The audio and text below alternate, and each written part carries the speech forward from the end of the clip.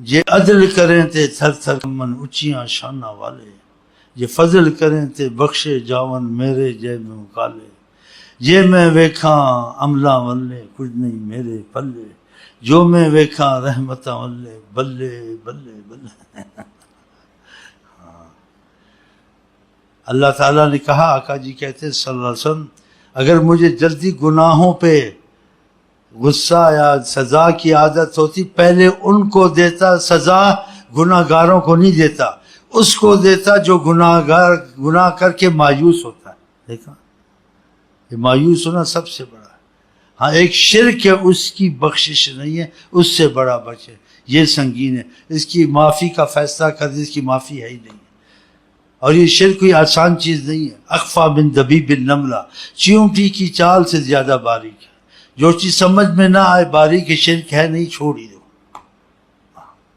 لیکن اولیاء اللہ کے بڑے مسائل علماء کے یہ شرک ہے، شرک تم کو نہیں سمجھ آئی، تم کو پتہ لگتا شرک ہے، تم چھوڑ دو، تم اس میں دخل مت دو۔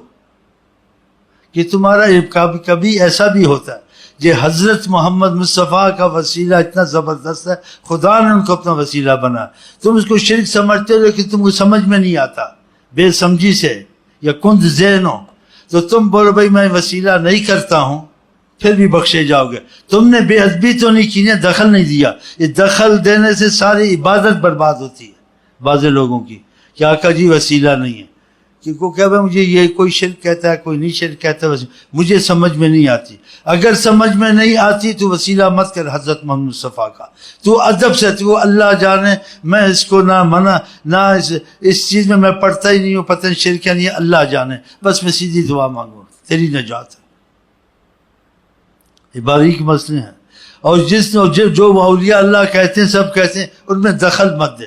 اگر تو نے دخل دیا، جیسے شرک کی سخت سزا ہے، ایسے بے ادبی حضرت محمد مصطفیٰ کی بھی سخت سزا ہے، اس کے عمل سارے برباد۔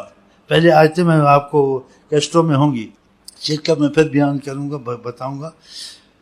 پھر وہ جو میں کہتا ہوں وہ چھوڑ نہ دوں نا، وہ بات بہت خطرناک بھی ہے، اور جیسے نا ذہن کو ادھر ادھر کر دیتی ہے، کہ زنا کرے، یہ کرے، وہ کرے، معافی مانگے۔ وہ میں نے کہا صحیح کہا ہے، اگر وہ گناہ کر کے پچھتاتا ہے، پھر کرتا ہے، پھر پچھتاتا ہے، سب نیکیاں بنتی ہیں۔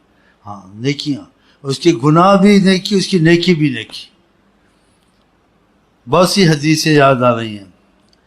ایک تو آپ صلی اللہ علیہ وسلم بیٹھے تھے، صحابہ کہا، جس کا مفہوم ہے حدیث کا، وہ دیکھ لیں، صحیح حدیث ہے، کہا اس کو بھی خدا بخش دے گا، وَإِن زَنَا وَإِن سَرَقَ، گرچہ اس نے زنا کیا ہے، گرچہ اس نے، کیونکہ کوئی چیز نہیں چھپانی چاہیے۔ اللہ آقا جی کہتے ہیں جو علم کو چھپائے گا خدا آگ کی لگام اس کے منہ میں دے گا۔ آپ کا وَإِن زَنَا وَإِن سَرَقَ، اس کو بھی خدا رحمت میں، جنت میں ڈالے گا، یہ مفہوم ہے، یہ صحیح حدیث ہے۔ ایک صحابی بیٹھا ڈر گیا، بولا وَإِن زَنَا وَإِن سَرَقَ، زنا بھی کرے، چوری بھی کرے، پھر بھی کہا وَإِن زَنَا وَإِن سَرَقَ، گرچہ اس نے زنا کیا، چوری کیا، خدا بخش دے۔ تیسری پھر صحابی ایسا ہوگا، زنا بھی کرے، چوریاں، کہا وَإِن زَنَا وَإِن سَرَقَ، تم چاہو نہ چاہو تمہاری ناک رگڑ کے ایسا کچھ کا مفہوم میں چلا جائے گا۔ یہ لفظی ترجمہ ان سے پوچھیں، ان سے صرف نہ ہو، ہم کو نہیں آتے، نہ ہم مطلب کی بات سمجھ جاتے ہیں، اور ایسی اچھی سمجھتے ہیں، سمجھا بھی دیتے ہیں۔ اس کا لفظ کیا ہے، اس کا اعراب کیا ہے، اس کی فعل ماضی نہیں جانتے ہیں ہم۔ لیلا مجنون والا، ہم نے شارٹ کاٹ بیچ میں سے جلدی حضرت محمد مصطفیٰ کے پاس پہنچنا ہے۔ ہاں ہم اتنا لمبا رستہ نہیں چاہتے ہیں، ہاں سمجھ جاؤ ہماری بات۔ بہرحال وَإِن زَنَا وَإِن سَرَقَ ایسے کہا 3 دفعہ۔ کس نے کہا؟ حضرت محمد مصطفیٰ نے۔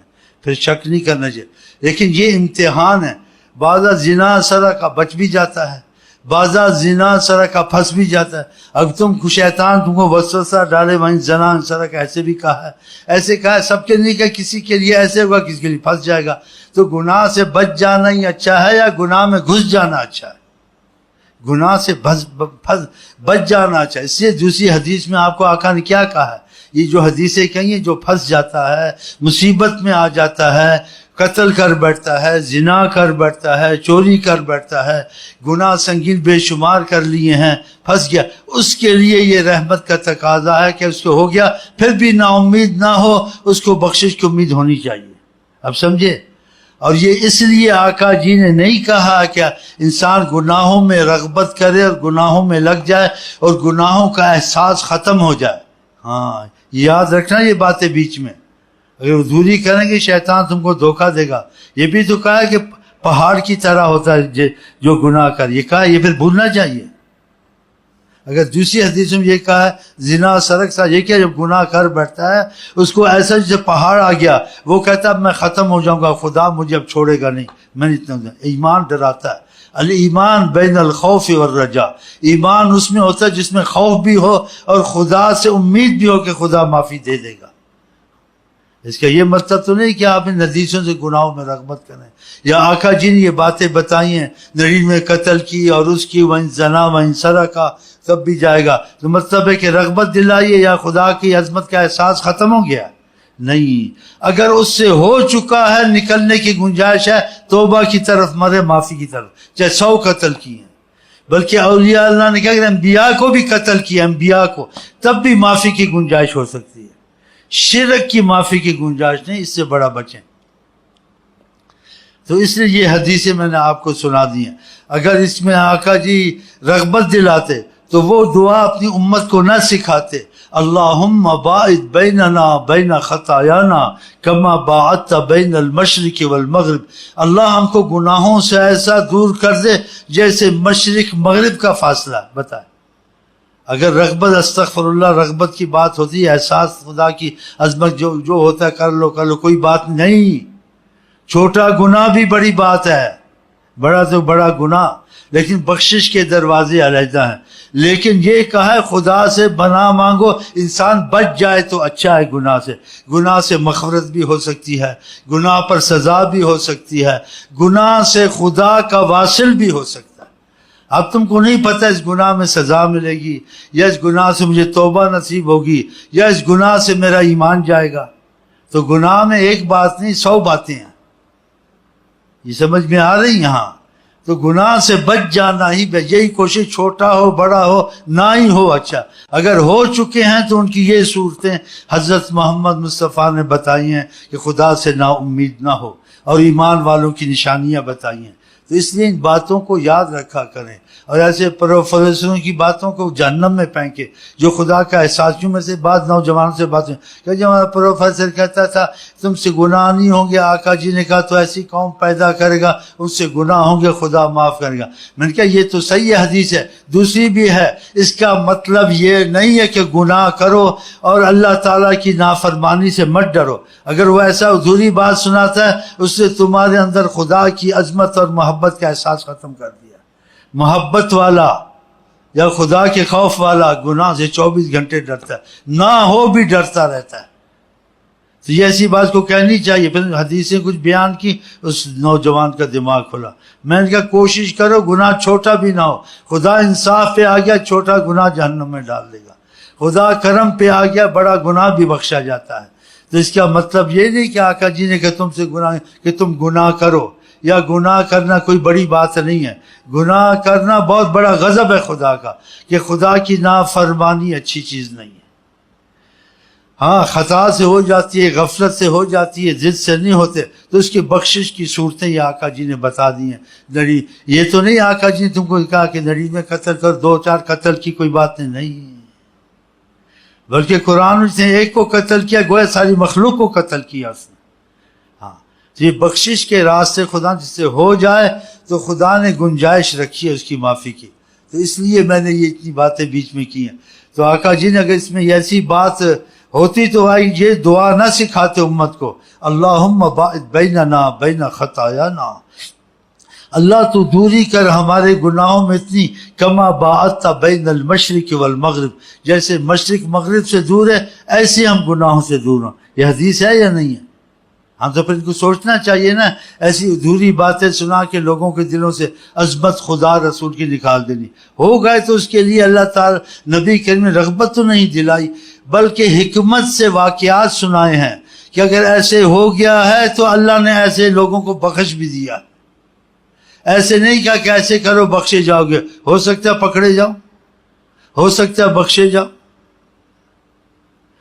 تو یہ سب ہو سکتا ہے. تو اس سے جو نا یہی ہے جو آقا جی کی حدیث ہے, انسان پناہ مانگے, اگر ہو جائیں تو خدا سے معافی مانگتا رہے. ہم سب خطا کے پتلے ہیں, تو اللہ تعالیٰ سے ہی کہتے ہیں اللہ تعالیٰ گناہ سے ہم کو آپ کو بچائے.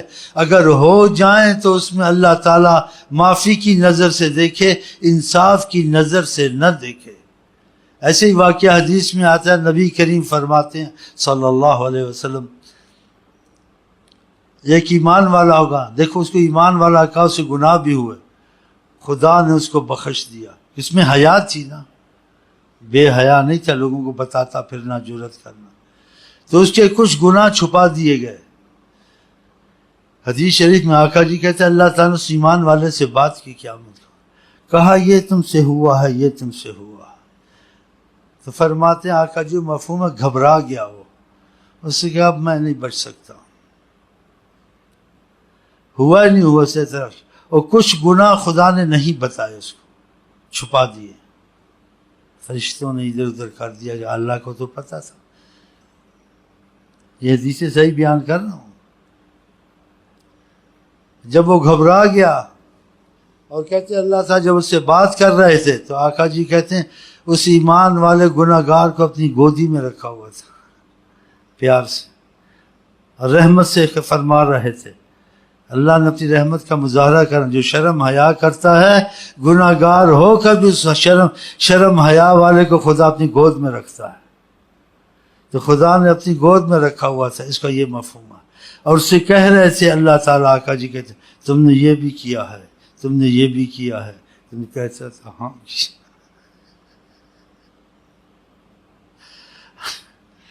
اور آقا جی کو کہہ رہا تھا اب نجات مشکل ہے.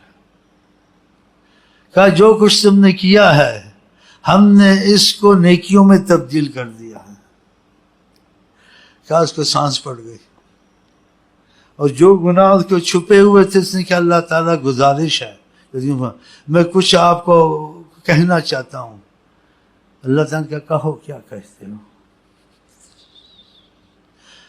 اس لیے حدیث میں آتا ہے ایک پرندے کا قصہ تھا کہ ماں اتنا رحم نہیں کرتی جتنا خدا رحم کرتا ہے. ماں اتنا رحم نہیں کرتی جتنا اللہ تعالیٰ رحم کرتا ہے. آقا جی اللہ کی رحمت العالمین ہے, خدا رحم کرتا تو رحمت العالمین ان کو بنا کے بھیجا ہم کو تم کو بچائیں.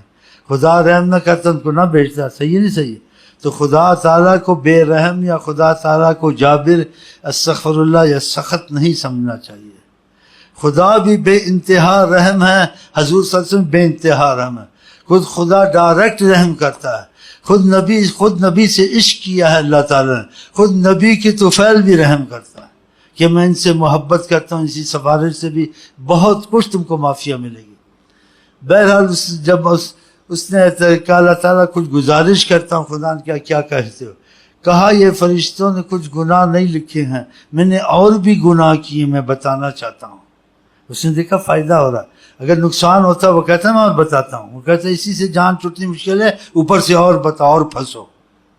اس نے جب یہ دیکھا تو اس کو خوشی ہوئی. اس نے کہا اللہ میاں میں کچھ اور بھی کر بیٹھا ہوں, لکھا نہیں ہے, میں چاہتا ہوں. کیونکہ وہ گناہ نیکی بن رہے تھے نا. تو کہتے ہیں صحابہ کہتے ہیں آقا جی صلی اللہ کی رحمت صاحب اپنی امت کو بتا کے مسکرا رہے تھے, ان کو تسلیاں دے رہے تھے. اور آپ ہنستے تھے, ہمارے تمہاری طرح گدوں کی طرح نہیں کرتے تھے. ہم لوگ گدے. آقا کی مثال کون ہو سکتا ہے. کیونکہ آپ اگر ہنستے تھے تبسم فرماتے تھے. اگر کچھ زیادہ ہنسی ہوتی تھی تو آپ کے ذرا ہونٹ مبارک کھلتے تھے,